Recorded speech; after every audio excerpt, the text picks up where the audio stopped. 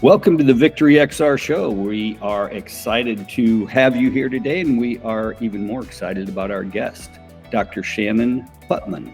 And Dr. Putman, or Shannon as we will call her, is not only a pioneer in the field of XR in education, but really is one of those people that when I talk to leaders in the industry, they refer to her as someone who's really been the early entrepreneur, innovator in the space of actually deploying VR headsets and software and education solutions into school districts. And so, I think there's a lot that we can learn from her today. We will take off on our 30 minutes here with you. And I should also say that Dr. Putman is now a consultant with, I believe it's Putman XR. So you can correct me on that, but welcome to the VictoryXR show, Shannon. Thank you so much. It's an absolute honor, and I am thrilled to be here. And you are from Kentucky, and Nope, I'm from Syracuse, New York. That's what I knew. you really did the major part of your innovation in the state of Kentucky. Yes, yep. That I always joke. I don't claim Kentucky, but I do claim Kentucky. Yeah, well.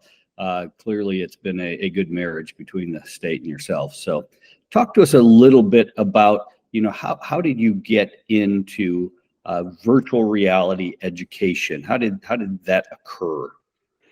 Yes, so I ended up in Kentucky. My undergrad was not in education. And so when I moved to Kentucky, I was like, well, what am I going to do now? I guess I'll just be a teacher. And Jefferson County Public Schools, JCPS here in Louisville, they saw I was going to be a substitute teacher, and they saw that I had American Sign Language experience. And they were like, hey, would you like to interview to be an assistant in a new special ed class? And I was like, sure, it's, benefits, everything. And within 3 days of starting the job, I'm like, this is where I'm supposed to be. And so I went back to the University of Louisville and got my master's in special ed. And with that class, it just led me to technology because I taught what was called the multimodal communication classroom. So it was students who had problems orally communicating. And so we used all different things, technology, everything. And so I was always using tech to give my students accessibility and representation in different instances where they were typically the last people to be included. And that just led me right into VR. Yeah. And clearly my background coming from state policy making, special education, those classes, while I was chair of the House Education Committee, were being filled up more and more each year. And it was more and more expensive for the state. And it just seemed like we were at a place where people didn't have a lot of great solutions. And frankly, I had the opinion that a lot of times kids got into got tracked into special education. And I know that's changed, but and then they would just sort of stall out. So finding those sorts of solutions, very important. And so about what year is this that you are in education and now you're looking for new solutions? I started VR about 10 years ago, a little bit more, when Oculus had just come out with their developmental kit 2. So they hadn't had that consumer version out yet. So it was just wired to the computer and didn't have any audio, but it was still already amazing. And the story that I tell is what hooked me in it was that every year I would ask my parents what's a goal they had for the school year. And because I had the kids for 6 years, because we were a self-contained class, and it didn't have to be educational. And I had a mom through tears tell me they just wanted to go out to eat because their daughter did not have autism and their son did, and it was too overwhelming for him. And so I had just gotten my DK2 kit, and I was like, well, I got this thing, let me give it a shot. And so I went out to the O'Charlie's, the local restaurant, and they had a free pie Wednesday, and it was hopping. And I filmed in 360, and they were great. The manager is fantastic, the servers, other people, everything. And then I worked with him, and he had to make it 60 seconds more every day. And after about 6 months, he made it 1 hour and 13 minutes in the restaurant.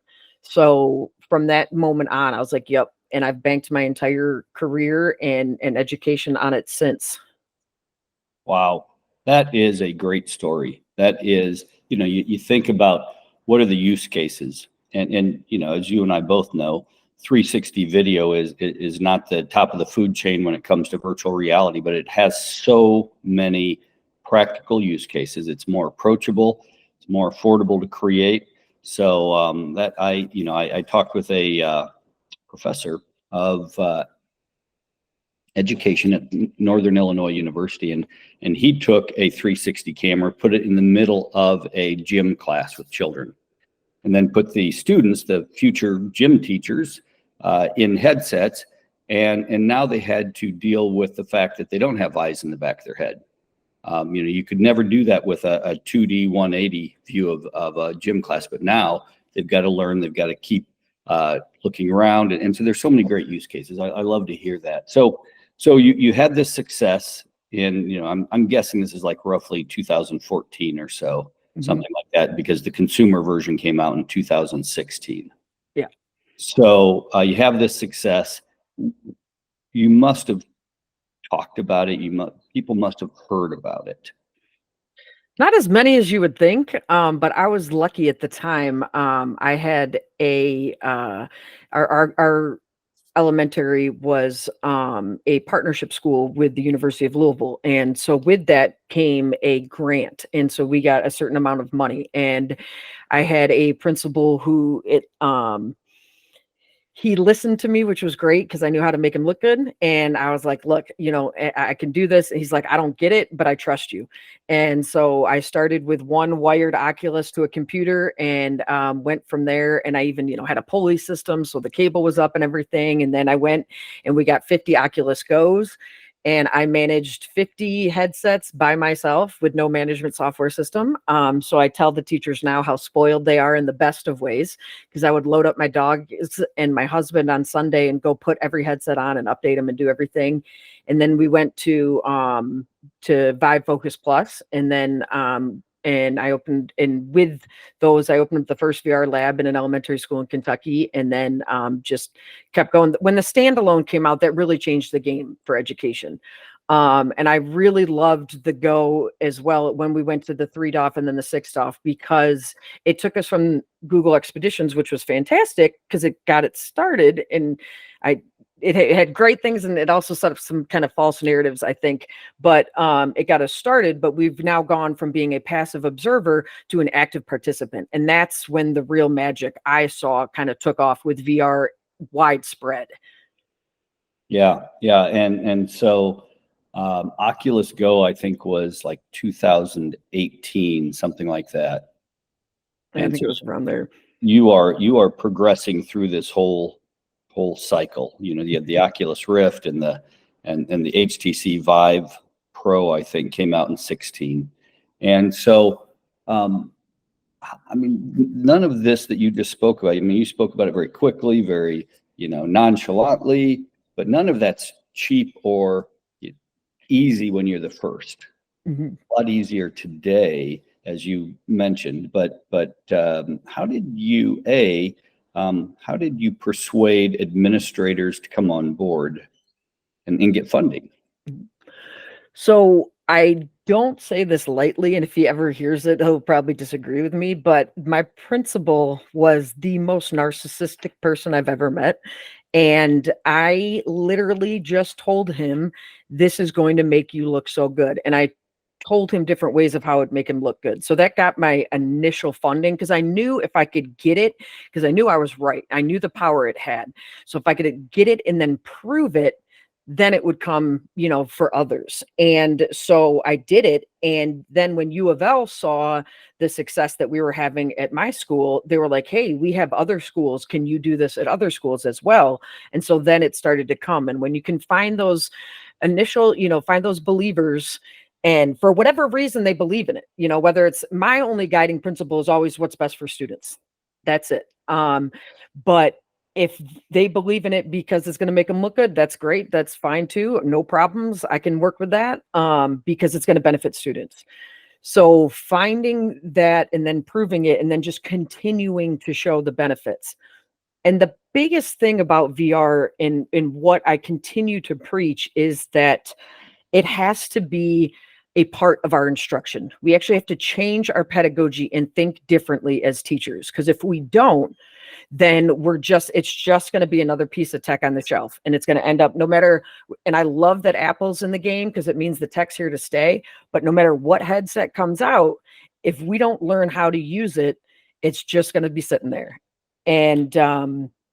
And so teaching teachers, that's what I was really good at. I could make things fun and I could make education fun. And I never did things the same way as other teachers. I didn't use a lot of worksheets, that kind of stuff.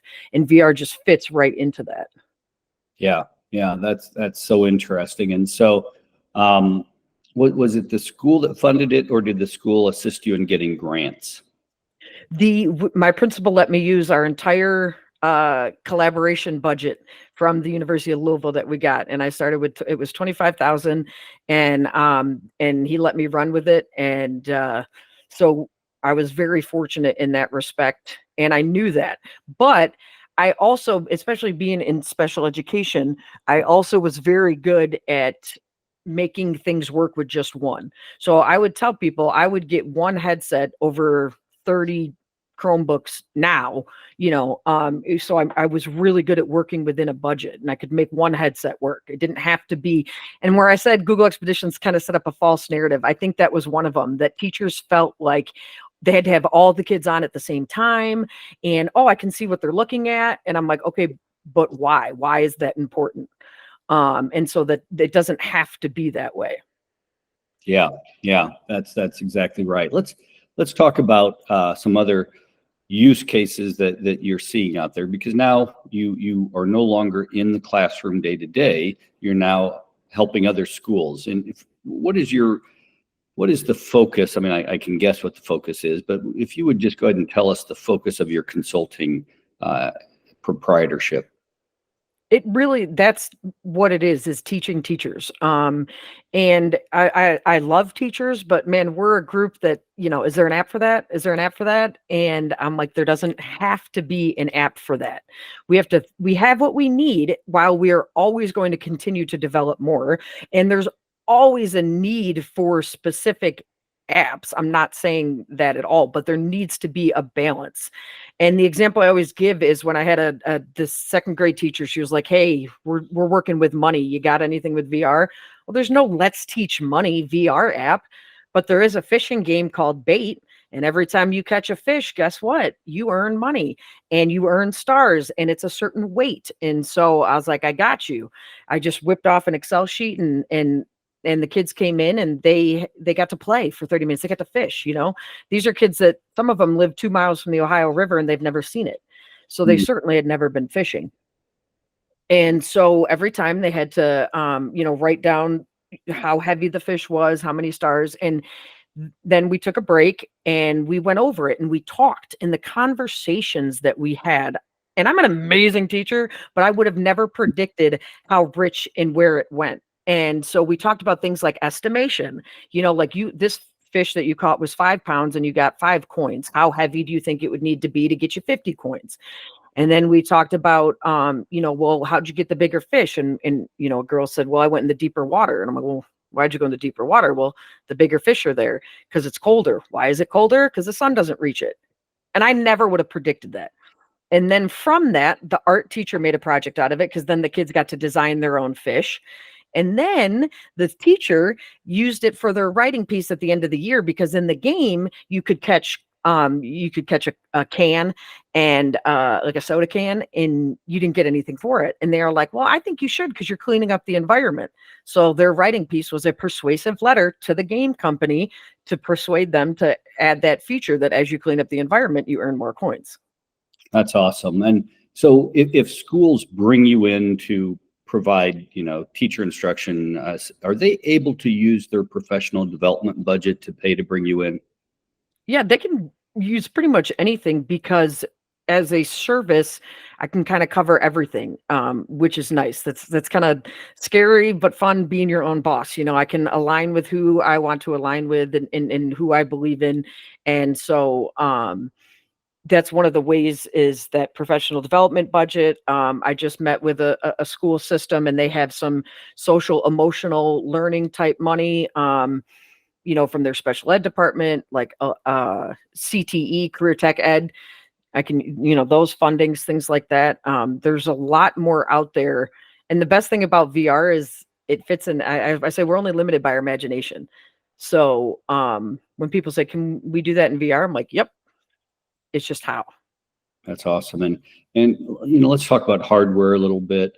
I know you work with more than one hardware device maker.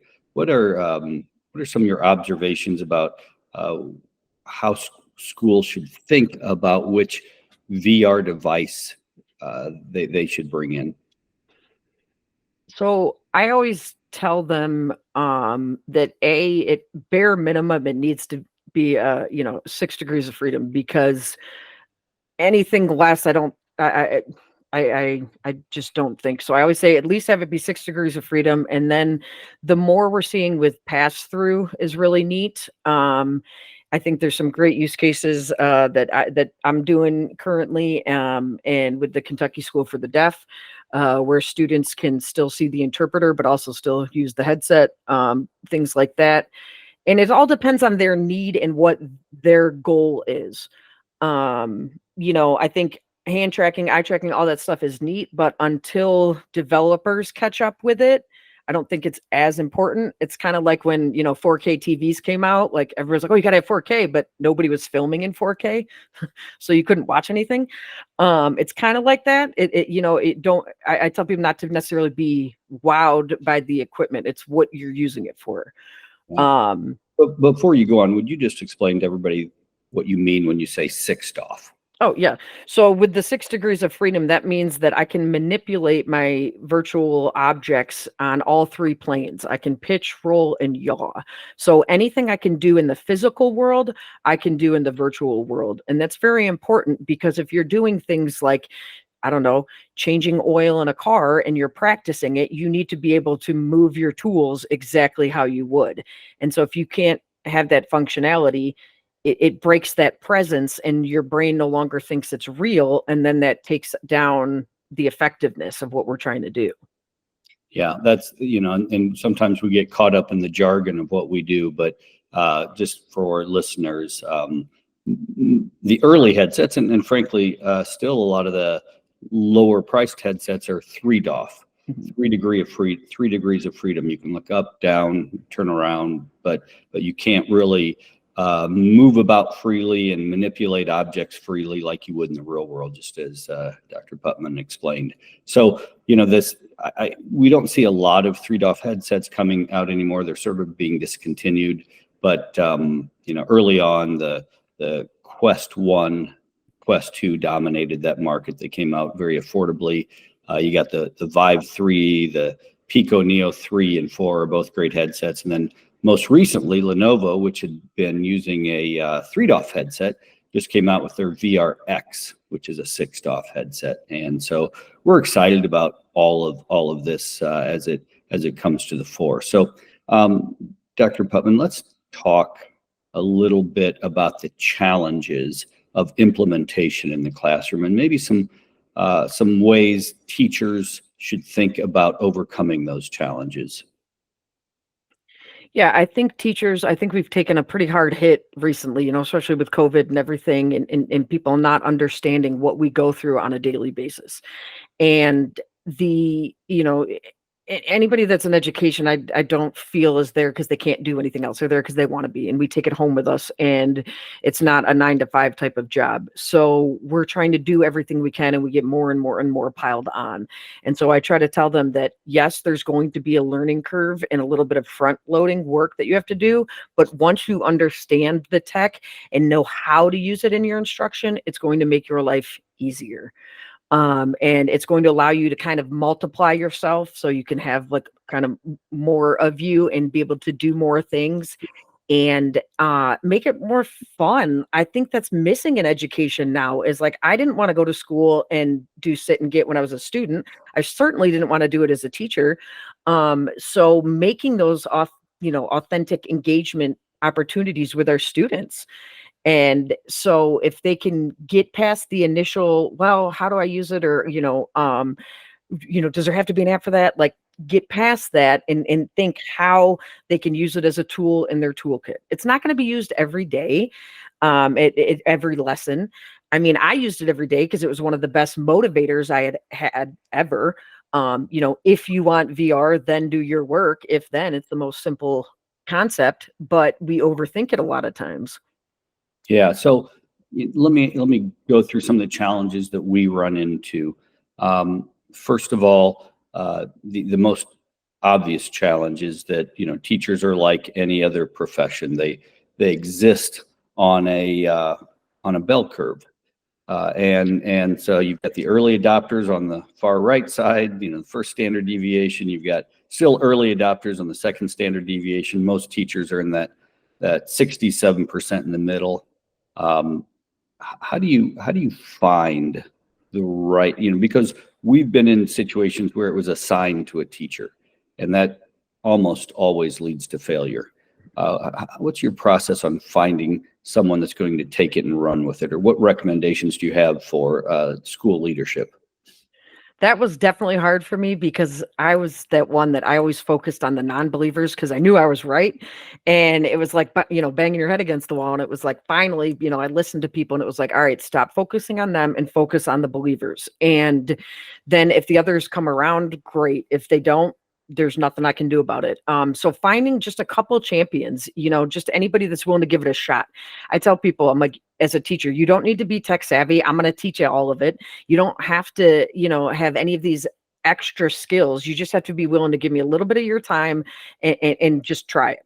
That's all I'm asking. And usually I can get a couple people. And then once you get a couple, then they start to come around. And that's why I say we want the kids to want to use VR. We want them to have fun. And so it's kind of like the sugary cereal concept. You don't advertise it to the adults, you advertise it to the kids, and then they're in the store throwing the tantrum and they get the cereal. So the more we can have a couple of people that are willing to give it a shot, and then the kids wanting it and everything, that's where I've found kind of the magic area. Yeah. I think that's exactly right. And there's never been an instance where students have put on a headset that I have found that they didn't love it. We've run into occasionally the rare instance of a student who just doesn't feel good inside a headset. But for the most part, once they put on that headset, they love it. The challenge then becomes managing the whole process. And, that's where MDM's mobile device management comes in. Talk a little bit about the value of mobile device management in the classroom and in schools. Oh, it's absolutely critical because let's face it, there's not going to be a lot of people, nor would I want to ask a teacher to come in on their Sunday and manage headsets and things like that. So the ability with something like VictoryXR to be able to sit at your computer and do everything you need to and have your headsets ready to go when you walk in is absolutely critical. It's not going to happen without it. I don't think so. Being able to also, because teachers are always, like they don't want to give up control. And so allowing them to say, like telling them like, hey, the kids aren't going to be able to get on anything unless an adult makes a mistake or they do some NSA level hacking, because we have these protections in place. And I like that as well. And they're always like, well, I want to be able to see what they're doing.